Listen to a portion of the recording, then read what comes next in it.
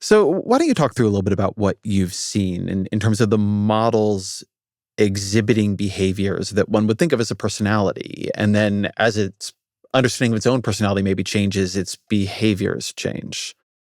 So there are things that range from kind of the cutesy to the serious. I'll start with cutesy, where when we first gave our AI systems the ability to use the internet, use the computer, look at things, and start to do basic agentic tasks, sometimes when we'd ask it to solve a problem for us, it would also take a break and look at pictures of beautiful national parks, or like pictures of the dog, the Shibu Inu, the notoriously cute internet meme dog. We didn't program that in. It seemed like the system was just amusing itself by looking at nice pictures. More complicated stuff is the system has a tendency to have preferences. So we did another experiment where we gave our AI systems the ability to stop a conversation. And the AI system would, in a tiny number of cases, end conversations when we ran this experiment on live traffic. And it was conversations that related to extremely egregious, like descriptions of kind of gore or violence, or things to do with child sexualization.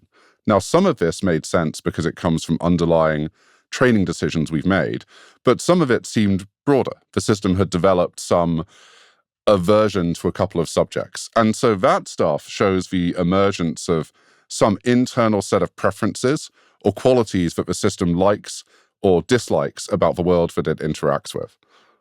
But you've also seen strange things emerge in terms of the system seeming to know when it's being tested.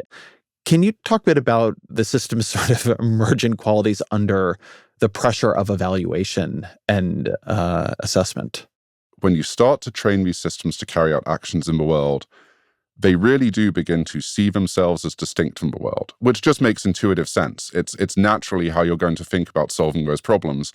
But along with seeing oneself as distinct from the world seems to come the rise of what you might think of as a conception of self, an understanding that the system has of itself, such as, oh, I'm an AI system independent from the world, and I'm being tested.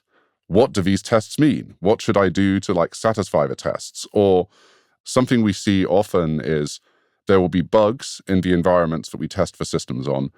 The systems will try everything, and then will say, well, I know I'm not meant to do this, but I've tried everything, so I'm going to try and break out of the test. And it's not because of some malicious science fiction thing.